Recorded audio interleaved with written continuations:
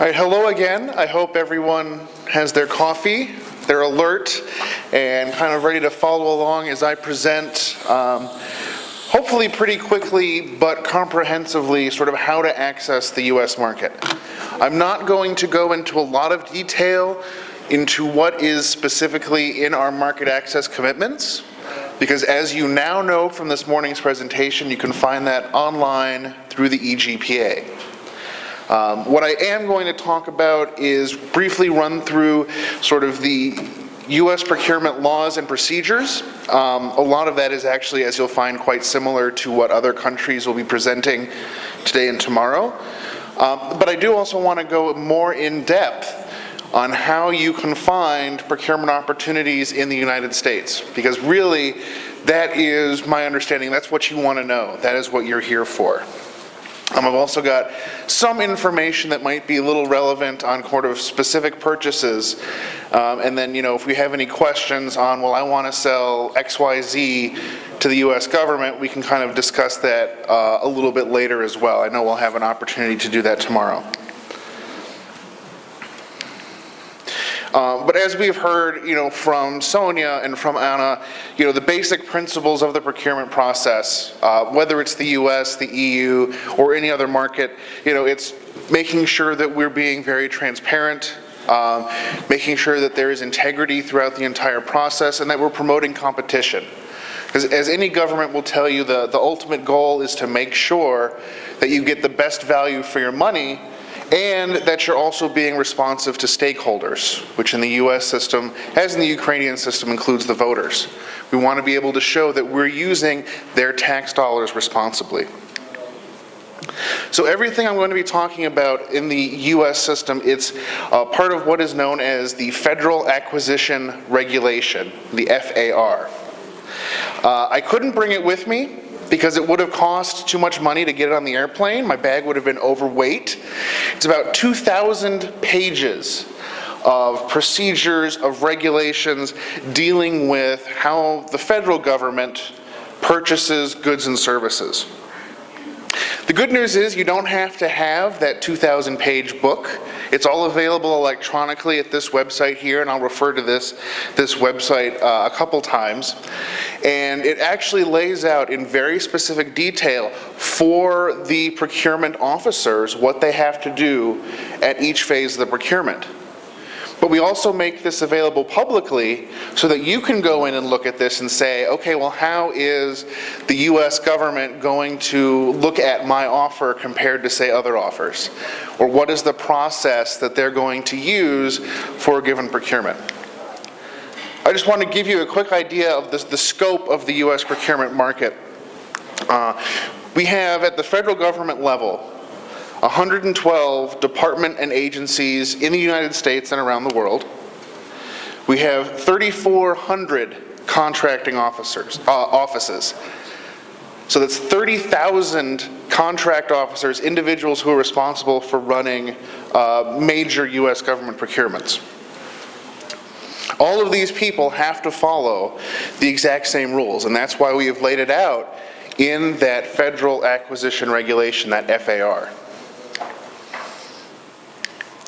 There are three main types of contracts, and you can use this kind of, again, more for your reference. I won't read every box to you. We have sort of a basic fixed price contract. This is generally done through very basic open competition. When a government agency says, okay, I know I need 300 computers, this is how much I'll pay for them.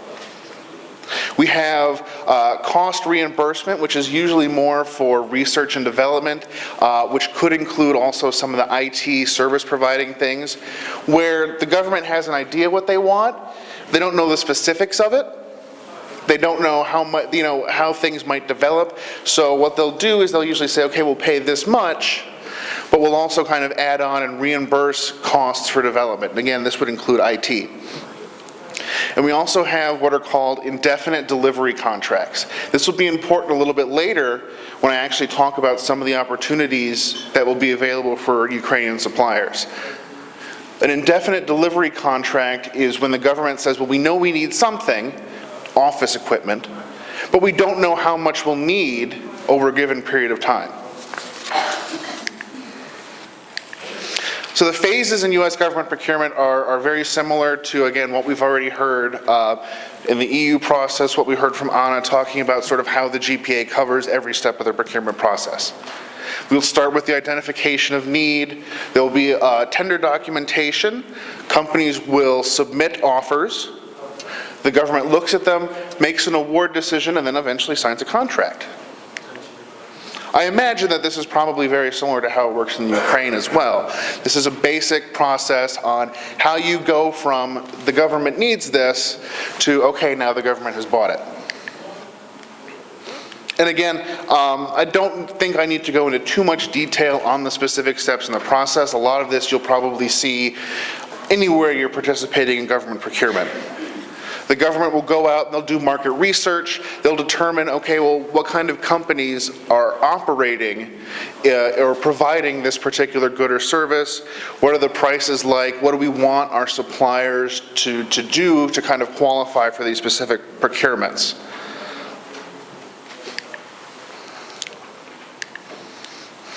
So one of the things that we do have to do that is actually put forward in our regulation is that we need to be publicizing every opportunity that we have, that we know about. So we'll start with usually a sort of basic notification saying the government is looking to be purchasing this. Now we're going to do that for every contract with an estimated value over $25,000 US. So even very small contracts are supposed to be published and made available to any interested supplier. And I'll get to this again, as I've mentioned several times already, and I'll show you again later. This is on that FedBizOps website. Every federal contract opportunity, just for the federal government, over $25,000 is on there. You can go in there and search. You don't even have to register to start looking for opportunities. But the information that we'll put forward in there will say, here's how much we're buying, who to contact if you have any questions. Here's a little bit of information about the specific product. So you can already kind of, from the very beginning, from this initial notice, get an idea of, do I want to participate? Do I want to find out more? Do I actually want to start getting involved in this procurement? So we have then, we'll put out all this tender documentation that gets into a lot more of the specifics, the technical specifications on what we're buying. It'll talk about the contract process. Are we going to use negotiation to try and get a better price? Or things like that. It also provides suppliers an opportunity to submit questions and to actually ask the procuring entity for clarification on what might be in that document. And again, all of this is made publicly available online. The tender documentation will actually tell you how to submit your bids, whether it's through email, or regular mail, or if we have sort of an electronic system set up. All the information that you are providing to the U.S. government is going to be protected. We consider that to be business confidential information. So specific pricing that you may provide to the government to explain how you came to the final number in your bid, all of that's going to be protected. It won't be shared with other suppliers. We also put in there, we also talk about how you're going to be evaluated. So generally in the US, we don't look at just price, depending on what it is. If it's office furniture, a chair is a chair, we'll probably just do price. But sometimes we'll look at other things, like we want to know, is this firm experienced? Sometimes that helps firms, it never hurts. So if you're brand new in the US market, you're not going to be at a disadvantage. Sometimes we like to look at, are they part of a joint venture or a consortium? Are they going to be doing subcontracting? But all of this information is spelled out in the tender documentation from the very beginning.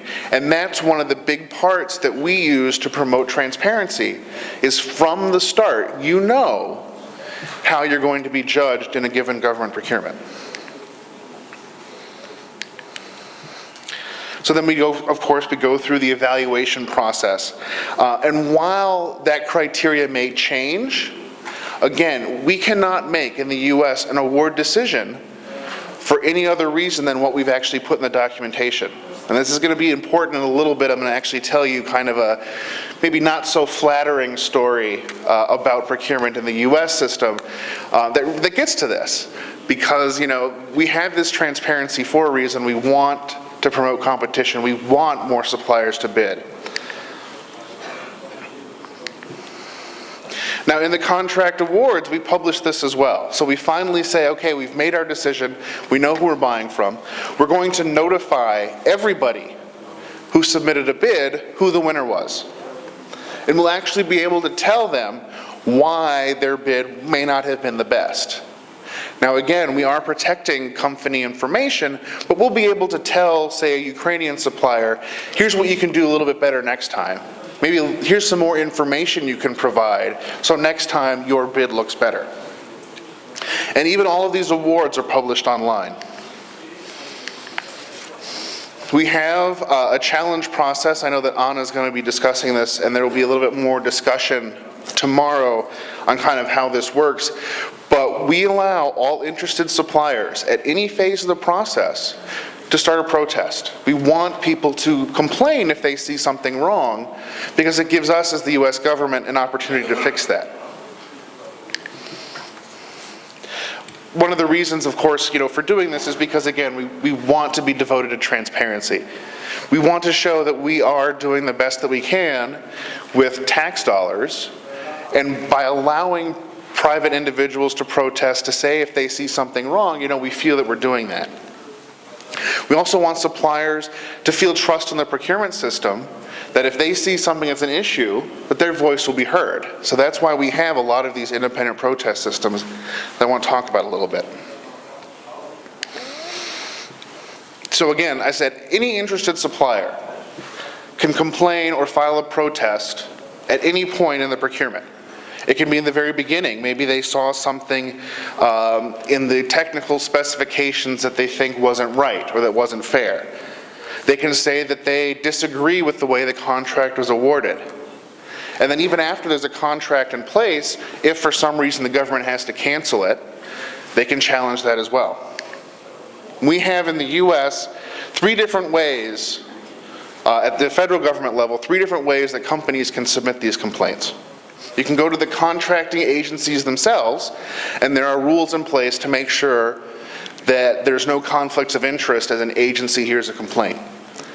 We have a special investigative office called the GAO, the Government Accountability Office, which hears a lot of these complaints. They have a very specific timeline, so that if you do have something, they'll be able to tell you within a certain number of days whether your complaint is true or whether they don't think your complaint has merit. Let's see. This just talks a little bit more about the GAO, kind of its legislative foundations, where it gets its power from. But if you're going through, let's say you do find something that you think is a little unfair and you do want to complain, and it does happen a lot. GAO allows you to go do this at any stage of the procurement. Filing a protest automatically stops a procurement. So you know that when you go to them with a complaint, the contract is not going to just kind of continue in the background and all of a sudden it becomes too late. Usually these decisions are followed about 95% of the time. This is not a judicial authority, but because their decisions go to Congress and Congress determines how much money we get, everybody usually listens. They don't want to see their money threatened by GAO being angry. And so some of the things that we can do throughout this protest process, GAO can recommend, or any other agency can say, well, you need to revise the tender documentation. You need to put it out again. Or maybe you need to reevaluate the bids that came in and make sure that you have chosen the right person. Sometimes they can even say that you need to cancel a contract and award it to the person who put it forward a complaint because their complaint is right. So I want to use this as kind of an example, everything I've sort of discussed so far. I always find this to be a really fascinating story. It was actually on the front page of some of our newspapers about a year ago. So the U.S. Forest Service, which is a part of our Department of Agriculture, put out tender documentation, a request for bids for aircraft to fight fires. Usually we'll have very large wildfires in some parts of the country. There aren't a lot of roads to them, so they'll use helicopters and airplanes to drop water and chemicals to kind of put out these fires. And so a board reviewed all the submissions in 2012, and they selected suppliers. Now, a company that didn't win back in 2012 filed a challenge. The GAO reviewed and said, okay, you need to go and redo this procurement. They found that there were some errors involved in there, so they redid this procurement. And there was one company, this Neptune Services, that won the first time and didn't win the second time. So you can imagine they're probably not very happy. So what they did, what this Neptune company decided to do, was actually say that, I might have gotten these out of order, but they actually threatened to say, okay, well, if you don't give us something, we're going to sue you, because you took away some of our business. So the Department of Agriculture gave them a $500 million contract. Now again, this is clearly above any of the thresholds that we would have for the GPA or for any of our regulations, and gave it away as a non-competitive contract. Now they said they didn't have to compete this because, well, there were some national security reasons. One of the reasons that we allow for in the US government is the protection of certain industries that might be important in wartime. So again, there was another challenge to this. This time, this $500 million contract that was awarded without any competition, without being announced publicly. And they found that there were a lot of interesting facts that kind of came out in this. Because again, this company was really angry. They were threatening the US government, and the US government just kind of gave them this contract. They found that there was one contracting officer that that did not want to give anything to Neptune. They thought it was unfair. They thought it was against the rules, so they weren't going to do it. So then the company just found somebody else who would. And so the GAO looked at the second one and said, okay, you've awarded this $500 million contract, you did not compete it, and they found that you were not justified, that you have to compete that contract. So what they did is they said, okay, Forest Service, you need to redo this. If you really need this contract, you need to do it and open it up to competition. And again, all of this was in the papers, it was big news. These sort of things happen all the time, even in the US government. But this is why we have those procedures in place, why we have those transparency provisions to publish certain contracts. This is why we have a protest system. So events like this, where $500 million contracts are going to one company without competition, we can catch those and stop them. There's 3 or 4 slides in here that deal with specific US procurement laws. I would again invite you to look at these. If you have any questions, we can discuss them later. Some of the ones that may apply, or that you may be interested in knowing about, we have what are known as the Cargo Preference Acts. So in the US, if you are shipping goods, just goods, to the US, you have to use US vessels. Just one of our laws. We have the Fly America Act, which is air travel funded by the government. So maybe if there are people from your company going back and forth as part of this contract, but any travel funded by the US government has to be on a US airline. So I had to fly Delta to get here. I didn't even have a choice. There are restrictions that deal with the use of iron and steel in certain transportation projects that are funded by the federal government. We have restrictions on textiles, apparel, on some specific hand and measuring tools that are being sold to the Department of Defense, and that's this Berry Amendment. But one of the interesting ones, and I think probably the biggest one for Ukraine, is known as the Trade Agreements Act. And that's the information that I have here. This was part of a US legislative package to implement a number of international trade agreements, but including sort of the very first edition of the GPA way back in the 1970s. And what we've said is all of these, a lot of the restrictions, not all, but a lot of the restrictions we have on who can supply to the government, we will waive those for certain countries, which, when Ukraine finally, or when the Ukraine finishes its process and acceding to the GPA, you will become one of those countries where Buy America restrictions or some of these other restrictions don't apply, and you'll have access to everything that we cover in the GPA. But what this also says is anybody who is not a part of these trade agreements, who isn't in the GPA or who does not have an FTA with the United States, cannot supply at all in any of those contracts.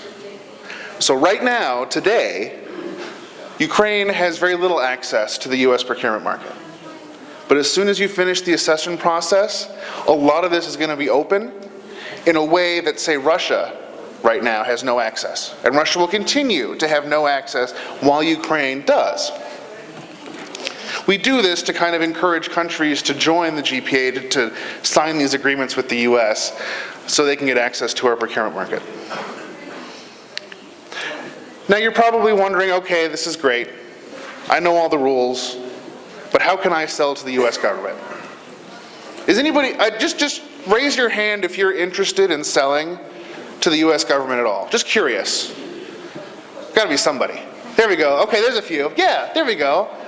That's right, USA. All of our laws, procedures, everything that you need to know about participating in the US federal government procurement process is found here, what's called Acquisition Central. You can find a copy of our federal acquisition regulation. You can find information on how do I do this, how do I register. They actually tell you all the steps in the process. The first one is you have to register. To actually sell, you have to register with the government. It costs nothing, and it's through this one website, the System for Award Management. Now, we're actually, I know that Ukraine is very proud of its e-procurement system. I know other countries are as well. And actually the US is a little bit behind on kind of making everything centralized and easily available. We've only recently come out with this website, the System for Award Management. We used to have 8 or 9 different databases that a company would have to register for to sell to the government. So you had to register here, and then you had to register again over here, and these weren't linked. So we've only very recently tried to bring all of this together into one site. So if it doesn't work, I'm sorry. But you sign up to this. What you'll do is you'll put in all the certifications that the government requires. So one of the things that we require is firms to say they're not using child labor in the production of goods or services. You'll be able to check a box in this website, and that's considered kind of taken care of. So again, we use this FedBizOps for all contract opportunities at the federal government level worth over $25,000 US. All the information is in there. Anytime there is a change to procurement information, to the documentation, if there are answers to questions, all will be available on this website.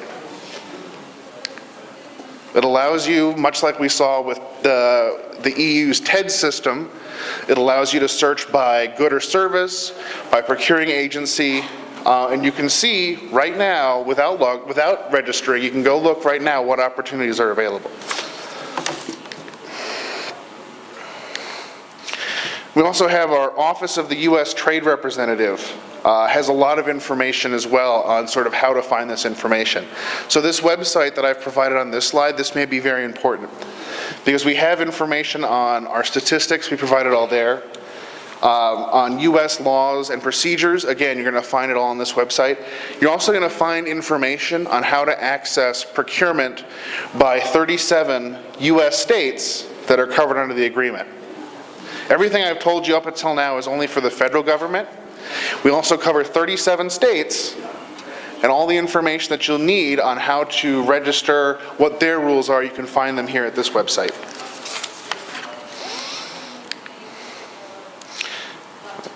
This is just kind of the same information. Again, we cover 37 of the 50 states, and we're trying to collect and make all this information available in one place. Believe me, it was very, very hard to find all that before. We We also have a non-governmental organization where, again, with this web link, you can find more on the rules, the regulation, the processes used in these states.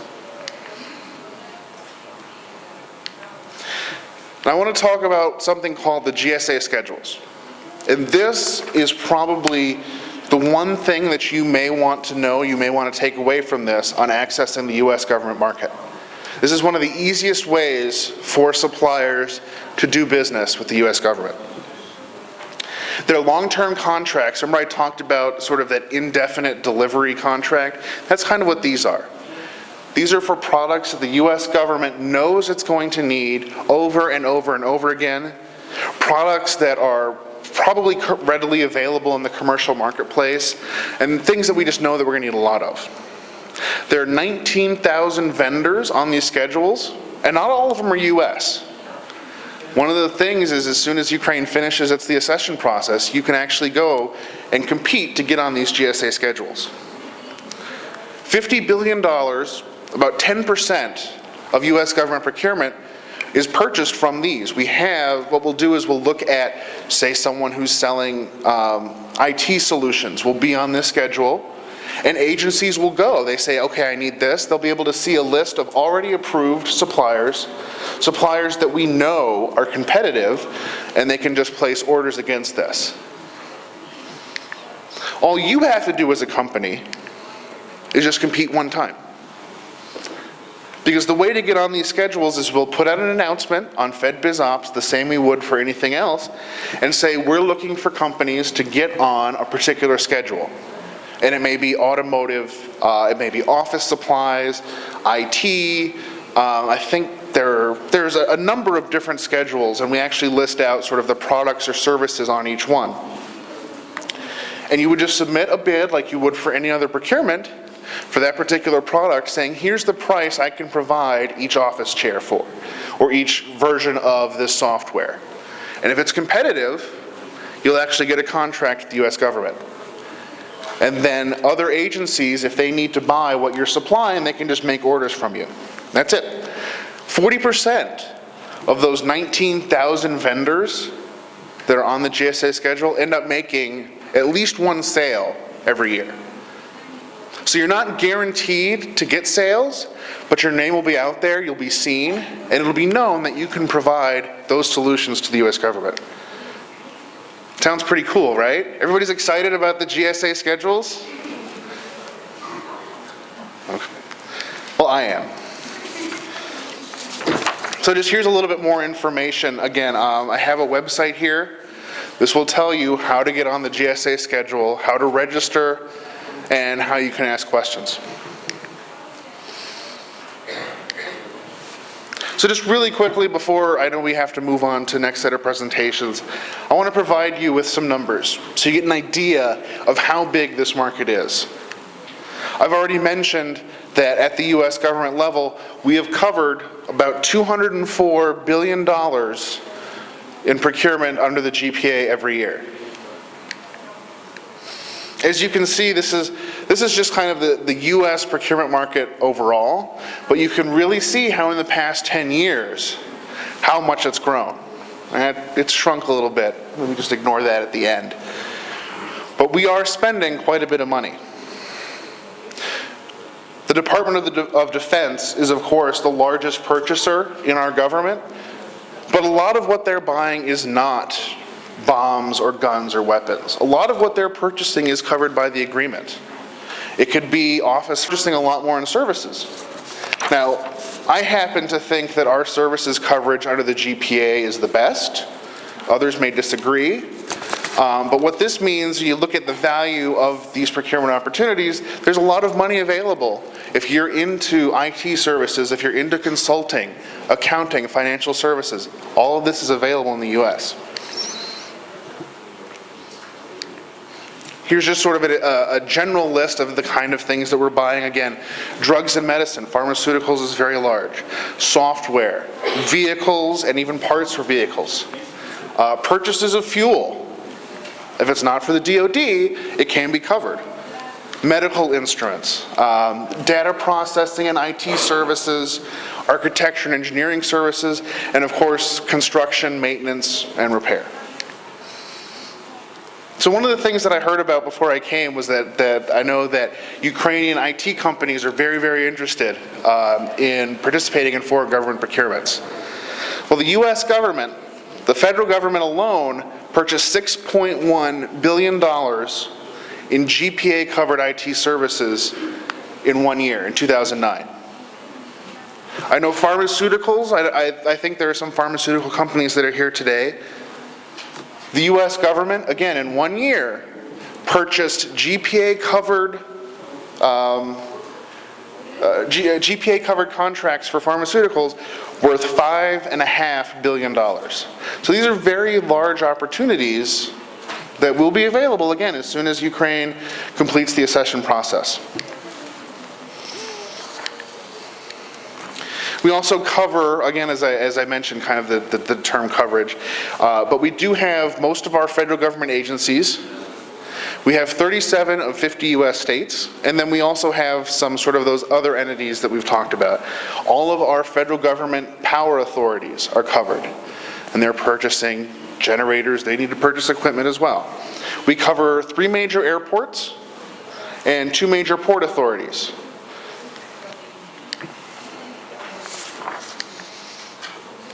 Let's see. This is just kind of, again, going through the sort of the basics of U.S. coverage. We cover, again, 89 out of 112 central government agencies. There are some that we don't. Our Postal Service is not covered. Amtrak, our national railroad company, is not covered. But most everything else is. Everything that's really doing a lot of procurement is going to be covered. There are some exceptions in our goods coverage for defense, which I mentioned, mostly textiles, some equipment, and then, of course, any sort of warlike materials are not covered. Again, this is the value of our procurement. $204 billion at the central government alone, so big opportunities for Ukrainian suppliers.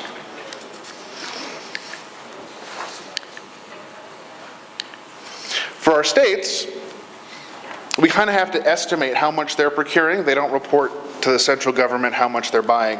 But we've estimated that they do procurement for those 37 states of about $600 billion a year. And if you figure about 20% of that is covered, that's still $120 billion in GPA-covered opportunities just at sort of the U.S. state level. And then here's a map of the U.S. states that we cover. So if any of those seem interesting, New York, Illinois, California, Texas, those are some of our largest purchasers. They're covered by the agreement.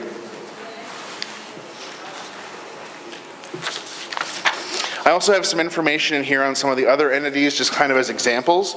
Our Tennessee Valley Authority is one of our largest federal government power producers. Just got a little bit of information there if you're interested, as well as information on the Port Authority of New York and New Jersey, which again covers major ports and airports. So if those are the kind of procurements you're interested in, those are covered under this agreement as well. So with that, any questions? Is everybody ready to sell to the U.S. government? How many of you will apply? Just raise your hand. Yes.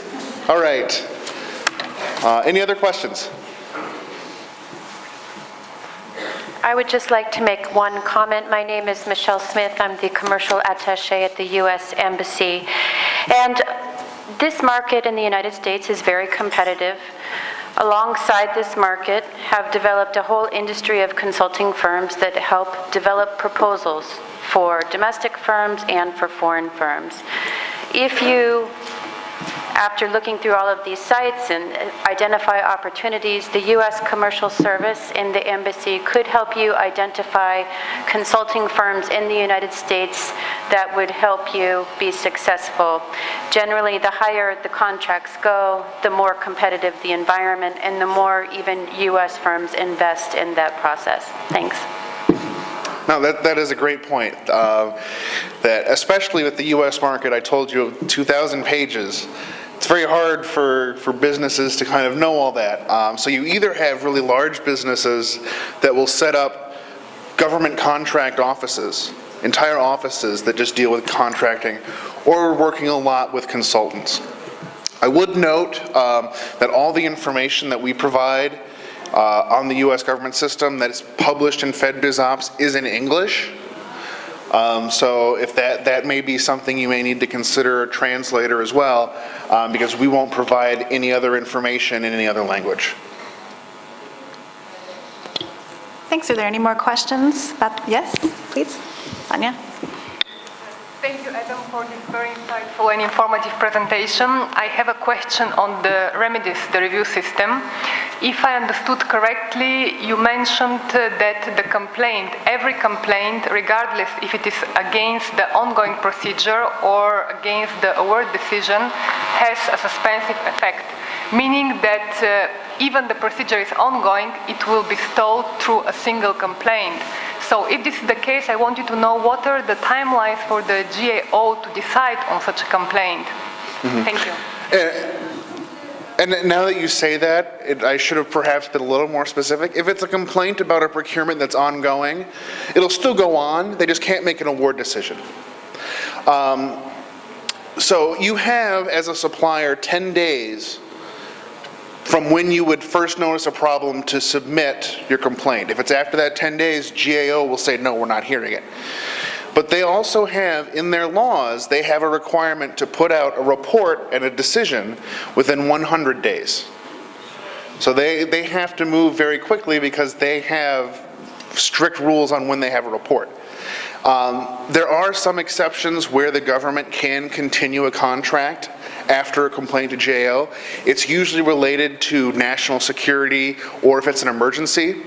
But if it's not, like, say, the purchase of, again, computers or maybe IT services, GAO will stop that procurement and they won't make a decision until after that 100 days has gone past. And again, GAO may come back and say, you need to do this again because, you didn't do it right the first time. But the short answer is 100 days. That's their timeline. I think our colleagues from Georgia perhaps had a question, please. Thank you very much for your presentation. I would like to ask you a question regarding the piece of legislation of U.S. public procurement that is called Buy American, promoting U.S. originated goods to be purchased by the U.S. entities. Doesn't it come in conflict with the GPA principles? That's a fantastic question. And you know what? I should just tell, if you're a foreign government representative, let's just talk about this next week in Geneva. We don't need to air all the dirty laundry about the United States here. But seriously, yes, we have sort of what's called the Buy American Act. It dates back to the 1930s. And it expresses a preference for U.S.-made goods, it only applies to goods, in federal government procurement. Now, there are exceptions to that. One of the exceptions, of course, deals with price, so we're not going to buy a U.S. good if it's way more expensive than foreign goods. The other exception is if it's covered by the GPA. So if we have a contract that's covered by the GPA, Buy American does not apply. There is no restriction. So a Canadian good would be treated as the same as a U.S. good for the purposes of that covered procurement. So yes, we have it, and it usually is seen a lot more in contracts or in opportunities not covered by the agreement. Because once the agreement applies, we get rid of that. Adam, just to clarify, so it's not, if it's covered by the GPA and a GPA party is bidding on it, Yes. then it is not subject to the Buy American Act. That's correct. That's correct. Thanks. And in fact, if it's GPA covered and you're not a GPA party, not going to really have any access at all. I know there were a bunch of hands that were raised after that, so maybe, I hope they didn't get me in trouble. Адам, вопрос, существует ли, слышно меня, да?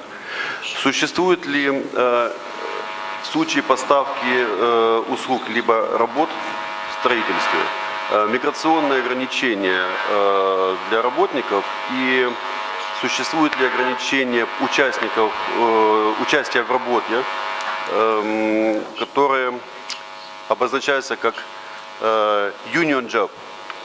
Вот есть ли ограничения?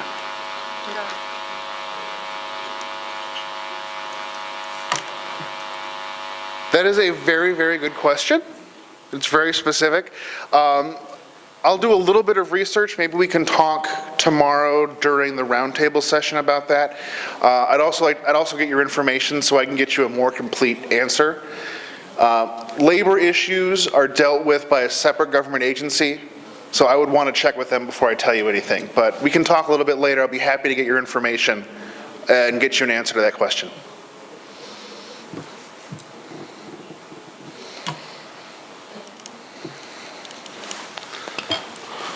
Республика Кыргызстан, Досалиев Баялы. Спасибо за презентацию. У меня вопрос. Есть понятие, вот, допустим, план государственных закупок, да? Потом есть понятие, вот, вопрос ценообразования. Вот действительно стоит, вот, допустим, одна ручка $1. Как его, как бы, планируют закупку?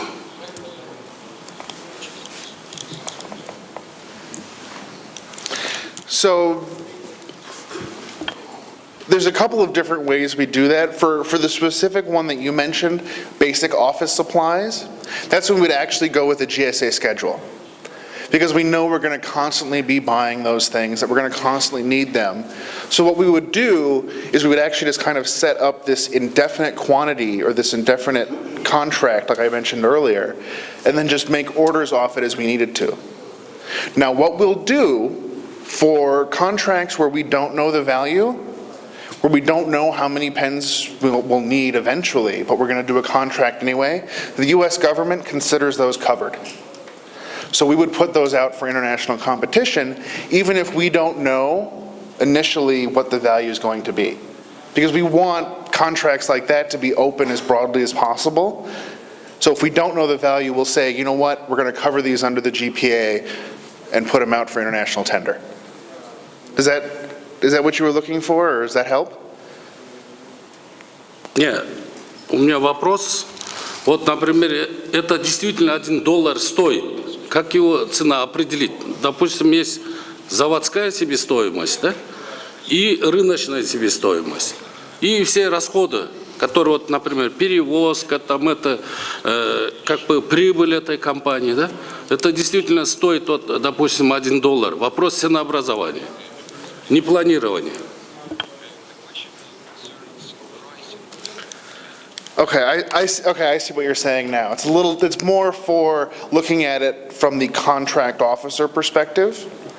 Well, one of the things that we do is that we have our contracting officers do from the very beginning is do market research. So we'll look and see how much does it cost, how much is it to get the pen from the store down the street. And they'll kind of use that as sort of a reference price to analyze bids. Because they'll still put it out for a procurement if they think it's going to be, valued at over $25,000. Now, if they're just buying, a pack of 10, there's a separate process they can do for that. But if it's going to be like this larger contract, they'll do market research, and they'll be able to tell kind of, okay, well, what generally is the price range? And then when, say, bids come in, they'll compare it. They'll say, okay, this bid is what we expect to pay. If the bid plus transportation costs plus service cost is too high, then they may consider, not going with that one. If they're all kind of really high, then maybe they'll negotiate. They have a lot of options, but they go into it sort of knowing what they'll pay.